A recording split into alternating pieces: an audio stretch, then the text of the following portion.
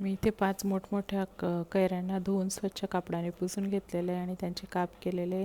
हे सर्व एका मोठ्या भांड्यात काप काढलेले कैरीचे आणि त्यावर मी हळद तसंच मीठ टाकून ठेवणार आहे. मिठामुळे कोणत्याही वाळवणीचा पदार्थ हा दीर्घकाळ टिकतो, हे आपली पारंपरिक पद्धत आहे. आणि मी यांना रात्रभरासाठी एका स्वच्छ कापडाने बांधून ठेवणार आहे, जेणेकरून याच्यातलं जे जास्तीचं पाणी आहे कैऱ्यांमधलं ते निघून जाईल आणि पुढे ते लोणचं टिकणार आहे. तर इथे सकाळी मी एक एक कैरीचे काप हे एका स्वच्छ कापडावर पसरवून घेतलेले आहेत आणि त्यांना 5 ते 6 तासासाठी वाळवायला ठेवलं. इथे ते लोणच्याचं साहित्य आहे: शहाजिरे, धनेपूड, बडीशोप, चवीनुसार तिखट, मेथ्या, पिवळी मोहरी, तसंच मीठ, काळी मिरी, लवंग आणि तेजपत्ता आहे.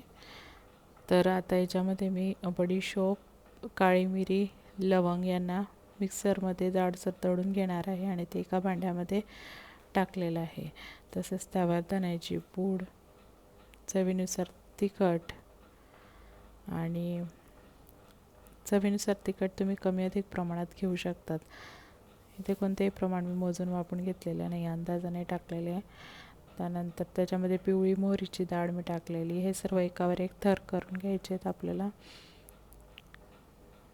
आणि मी इथे लसूण पण सोललेलं आहे. लसणाच्या पाकळ्या आता ठेचून घ्यायच्या आहेत आणि हे सगळं ठेचलेलं लसूण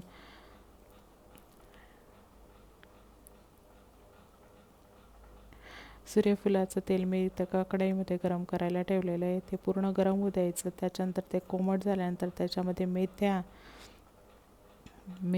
तसेच तेजपत्ता, लवंग, काळी मिरी आणि लसूण टाकलेलं आहे. हे सर्व मिश्रण थंड झाल्यानंतर आपण जे पावडर करून टाकलेलं आहे त्यामध्ये हे ॲड करायचं आहे आणि वरतून कैरीचे काप तुम्हाला टाकायचे. हे मिश्रण एकजीव होईपर्यंत याला एकत्र करायचं आहे आणि त्यानंतर तुम्ही बघू शकता इथे बरणीमध्ये भरून तयार आहे.